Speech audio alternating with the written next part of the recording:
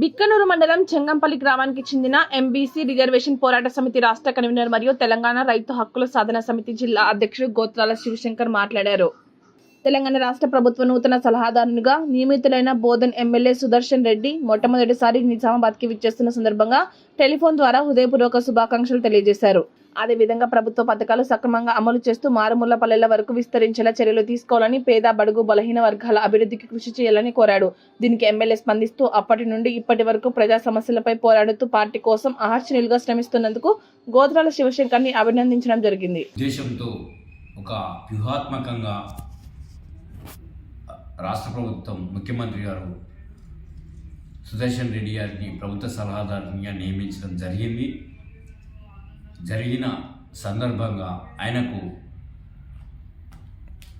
ధన్యవాదాలు తెలియజేశాను. కలిసి ధన్యవాదాలు తెలియజేస్తూ సబ్బండ వర్గాలు పేద మధ్యతరగతి ఎడ్యుకేషన్ ఇతర అంశాలపై ఫోన్ ద్వారా మాట్లాడడం జరిగింది. సుదర్శన్ అన్నకు స్పష్టంగా వివరించాను. ఒక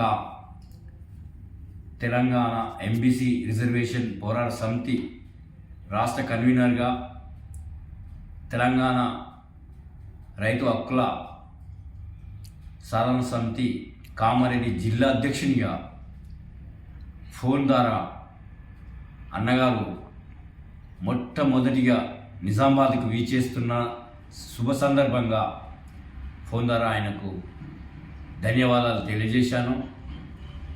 పేదల పక్షాన ఉండి సంక్షేమం తప్పుదోవ పడకుండా చూడవలసిన బాధ్యత అన్న మీదే అని కూడా తెలియజేశాను.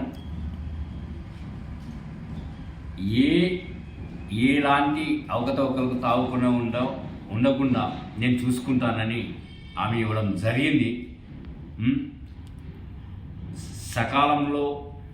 సకాలంలో అభివృద్ధి మాకు పేద ప్రజలకు అంటే ముఖ్యంగా నిజామాబాద్కు తొలిసారిగా వస్తున్న సుదర్శన్ రెడ్డి గారు ప్రభుత్వ సలహాదారు గౌరవనీయులు గారు రావడం అంటే ఆనందించాల్సిన విషయమే. ఆయన ఫోన్ ద్వారా నేను ఫోన్లో సంభాషణ ఇద్దరు మాట్లాడుతుండగా ప్రజాజ్యోతి విలేకరులు వచ్చి వాళ్ళకు సుదర్శన్ రెడ్డి అన్నదార ప్రభుత్వ సలహాదారుడు అన్నదార ప్రజాజ్యోతి పత్రికకు నేను ధన్యవాదాలు తెలియజేస్తున్నాను. ఎందుకనంటే సంక్షేమం దిశగా ముందుకెళ్తాం తప్ప కానీ అవినీతికి చోటు లేకుండా ఉంటుందని నాకు స్పష్టంగా నన్ను అభినందించడం జరిగింది.